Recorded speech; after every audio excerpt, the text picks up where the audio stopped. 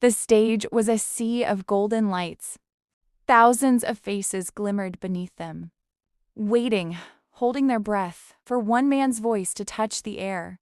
That man was Ruhan Mir, the night's living magic. He stood beneath the spotlight like a prayer, carved in flesh, tall, calm, wrapped in the quiet pride of someone who had turned pain into melody. His eyes, dark and deep as midnight rain, closed for a moment before the first note. And when he sang, the world forgot itself. Ruhan's voice wasn't just a sound. It was a feeling that breathed. Every rag, every note, every tremor in his tone carried pieces of someone's unspoken sorrow. It was said that people came to his concerts, not to listen, but to heal. That night, he was to perform his masterpiece, Rot Kedua, the song that had taken him 7 years to write, a song about silence, loss, and the divine echo that hides behind all human pain. The orchestra waited, the audience trembled, and Ruhan lifted his hand, ready to begin. Then, a flicker. The sound system cracked. A sharp, blinding hiss filled his ears. He winced. A sudden pain pierced his throat like broken glass. The next second, his voice broke. A cough, then another. The microphone slipped from his hand. His lips moved, but no sound came out. The hall went still. The crowd thought it was part of the act, a dramatic pause. But when Ruhan fell to his knees, clutching his neck, the silence became real and cruel. That was the night the voice of Ruhan Mir died. Weeks later, the news spread like wildfire. Doctors said it was a rare vocal cord rupture, irreversible, they whispered. Fans wept, critics wrote tributes, and the industry moved on. But Ruhan didn't. He left the city without a word. No interviews, no farewell, just a silent exit from the world that once rose and fell with his songs. He took nothing with him, not even his old harmonium, only the unbearable echo of what once was. They said he vanished to the sea. Some said he'd gone mad. But the truth was simpler. He went looking for a place where silence wouldn't remind him of himself.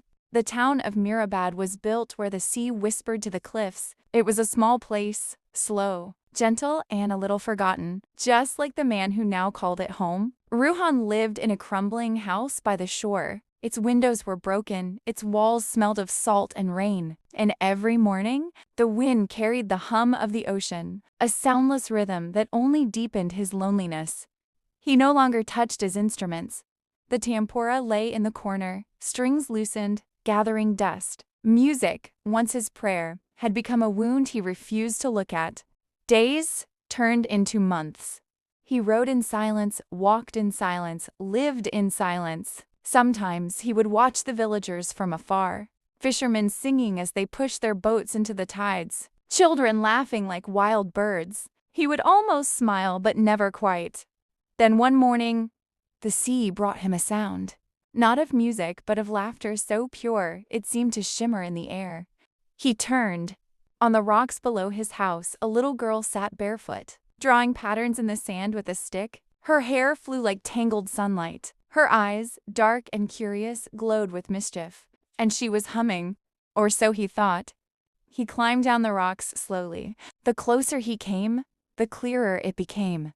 She wasn't humming at all. Her lips were closed. The sound he felt wasn't in the air, it was inside him, like an echo that came without noise. She looked up, saw him, and smiled. A smile too bright for someone who belonged to such silence. "Who are you?" Ruhan tried to ask, but his voice came out as a whisper. She tilted her head, not hearing him, and then pointed at her ear. That's when he understood. She was deaf and mute. A gust of wind blew between them. The girl stood, ran to him, and pressed her small palm against his throat. Her fingers lingered there, feeling the faint vibration when he tried to speak again. Her eyes widened. She smiled. For a moment, Ruhan forgot to breathe. Someone was listening to him again, not with ears, but with a heartbeat. She pointed to herself, signing clumsily with her fingers. Noor. He wrote his name in the sand. Ruhan. And just like that, two broken silences met. One who had lost his voice, and one who had never heard it. From that day, Noor came every morning. She brought seashells, colors, and sometimes a tiny drum she would tap softly on Rohan's arm, laughing at how he flinched at the rhythm. Though neither could speak nor hear, their gestures became a new kind of song, a language beyond words. And every evening, when the sun sank into the sea, Ruhan felt something awaken. Not in his throat, but deep inside his chest, a faint pulse of music trying to rise again. Days folded into one another like soft pages of an unfinished song. Ruhan and Noor became a quiet rhythm in the town's routine. The lonely man and the little girl who spoke with hands and eyes instead of words. Every morning Noor would appear by the rocks, her bare feet leaving tiny prints in the wet sand. She would wave at him from below, and Rohan would nod from his broken window. It became their silent greeting, simple, sacred, and constant. Noor had a small wooden box she carried everywhere. Inside it were tiny seashells, colored glass beads, and a short stick. She'd place the box on the sand, tap it gently, and close her eyes. Ruhan watched, mesmerized. She could feel the vibrations through the ground. Her world was built not on sound, but on movement. And that movement was her music. One day, Noor dragged the box closer to Rohan's house and gestured for him to join her. He hesitated. His heart trembled. Music had become a ghost he was afraid to touch. But Noor's insistence was pure and patient. Finally, he sat beside her. She took the small stick, tapped the box once, twice, then placed his palm upon it. The faint vibration hummed against his skin, a tiny heartbeat of rhythm. She smiled, urging him to try. He looked at her, then at the box, then at his hands. He tapped, awkwardly. She nodded. Tap, tap, pause. Her eyes lit up. She mimicked his beat on the sand. Together, they created a wordless duet, a rhythm that spoke of everything they couldn't say. Something in Ruhan shifted that day. It was as if the ocean itself had joined their silent orchestra, its waves rising and falling to their pulse. The sea wind carried an unseen melody, not sung, not heard, but felt. That night, when Ruhan lay in bed, he dreamed of music again, not of concerts or applause, but of quiet heartbeats, of small hands tapping the world awake. And when he woke, for the first time in years, his chest didn't feel empty. The next morning, he brought out his old harmonium. Its keys were dusty, its bellows stiff. He ran his fingers across them like greeting an old friend who had long been asleep. He pressed one key. A faint cracked note answered, thin, imperfect, but alive. Noor clapped her hands, laughing silently. She placed her tiny hand over his heart, then over the harmonium. Her eyes asked, "It's still there, isn't it?" And Ruhan, for the first time since his voice was lost, smiled with something more than lips. He smiled with soul. That evening, when the sun melted into gold, Ruhan played a melody, slow, trembling, fragile. Noor danced around him, twirling, her scarf catching the wind. It wasn't a song anyone could hear, but to them, it was the most beautiful symphony ever born of silence. The rain came early that season. It fell gently over the sea, soft as a prayer, turning the world silver and quiet. From his open window, Ruhan watched the horizon blur, and beneath the roof's soft dripping, he played. His harmonium no longer wept like before. It breathed. Each note stumbled, cracked, yet carried warmth. The warmth of something learning to live again. And there, sitting cross-legged beside him, was Noor, her little drum resting on her lap. Every time he pressed a key, she would tap the drum in answer, her rhythm syncing perfectly with his faltering melody. Together, they built a strange kind of harmony, not of perfection, but of presence. Rohan began writing again. He filled pages with broken lyrics, incomplete phrases, lines that trembled between sound and silence. Greater than, even when the song forgets its words, the heart remembers how to sing. Each evening he left those papers near the window for the sea breeze to touch, as if waiting for the world to bless them before he called them his own. But one afternoon, as the sky turned copper and gold, a car stopped near the shore, an expensive black sedan that did not belong to this humble town. From it stepped a woman wrapped in dark red silk, her eyes hidden behind round glasses, her presence heavy with old fame. Khan, once Ruhan's closest friend, once the voice that sang beside his, and once the person who watched him fall. He froze when he saw her silhouette against the light, years of silence folded into one shattering moment. She spoke softly. Ruhand, it's really you. Her voice, once familiar as his own reflection, now sounded like a memory he had buried under the sea. I thought you were gone, she said. No one knew where you went. We all thought. She stopped when she noticed the harmonium beside him, the child sitting nearby, and his still lips. Her eyes trembled. You haven't spoken in years, have you? Ruhan said nothing. He only lowered his gaze. Noor, sensing the tension, touched his sleeve and looked up, as if asking, who is she? Ara knelt beside the child and smiled faintly. You play with him? She asked gently. Noor nodded and drew a small circle on the floor with her finger. The shape of a sun. She doesn't speak, Ruhan wrote on a slip of paper, his handwriting still elegant and steady. Ira read it and smiled sadly.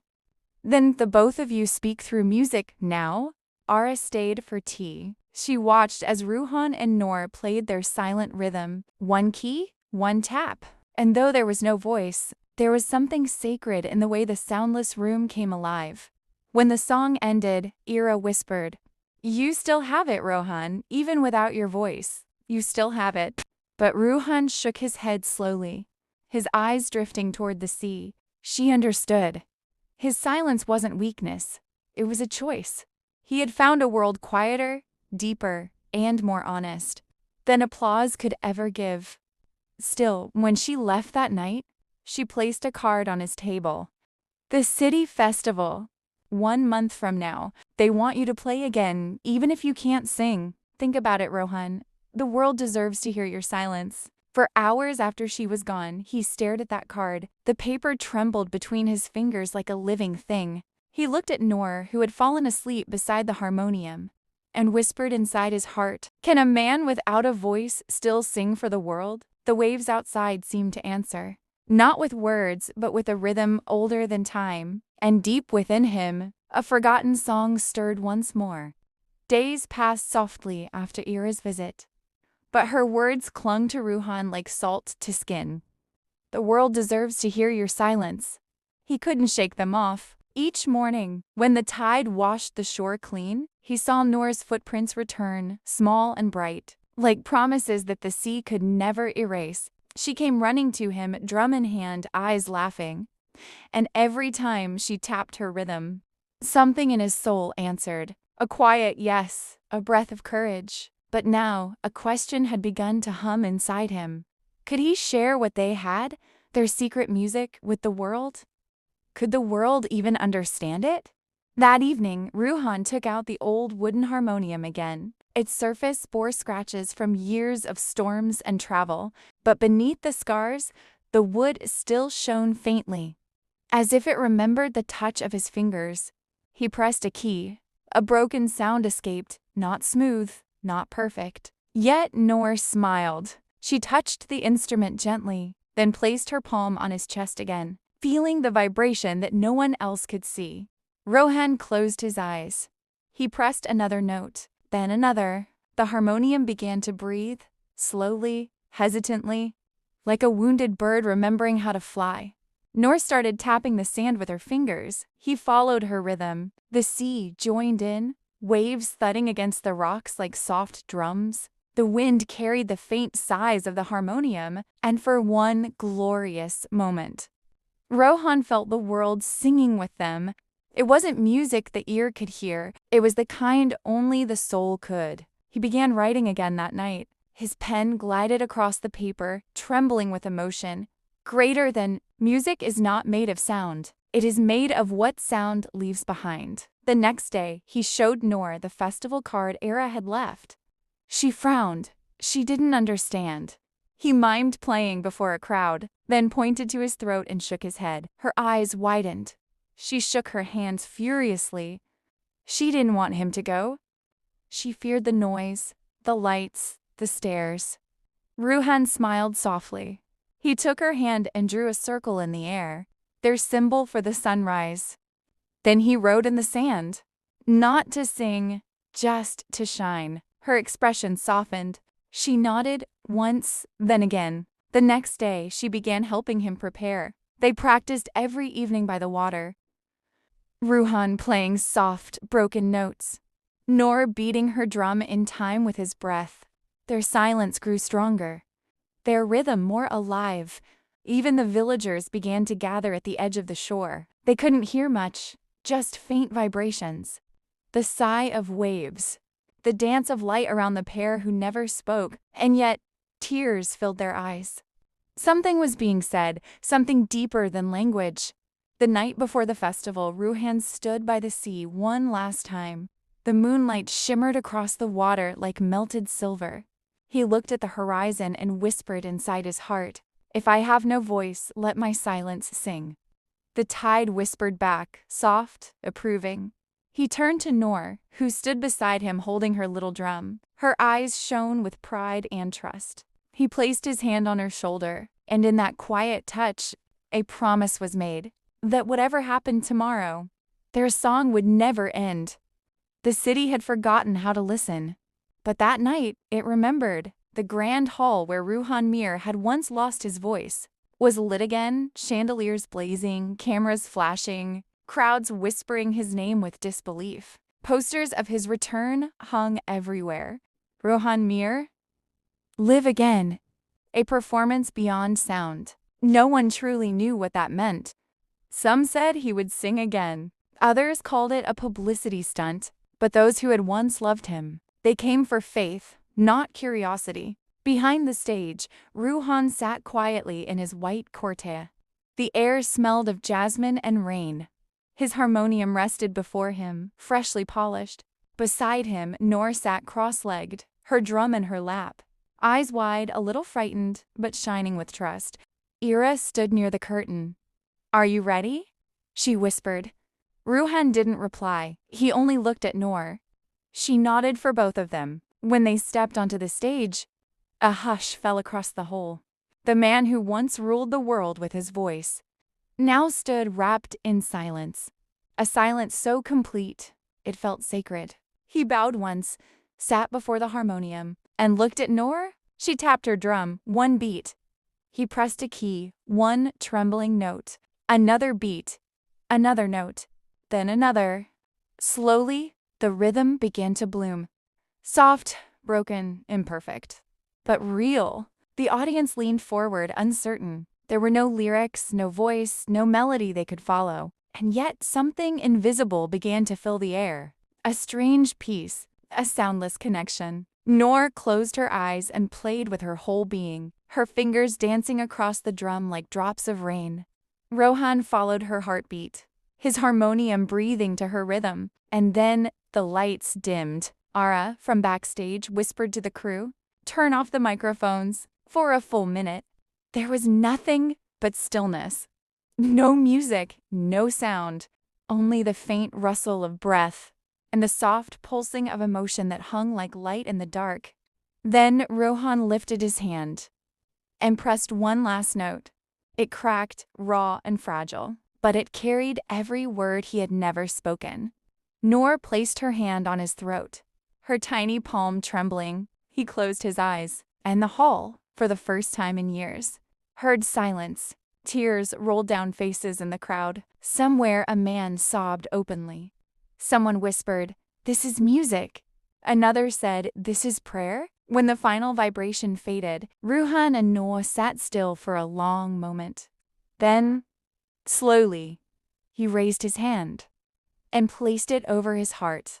That was his bow. That was his song. The hall erupted not in applause, but in a gentle, respectful quiet, the kind given only to miracles.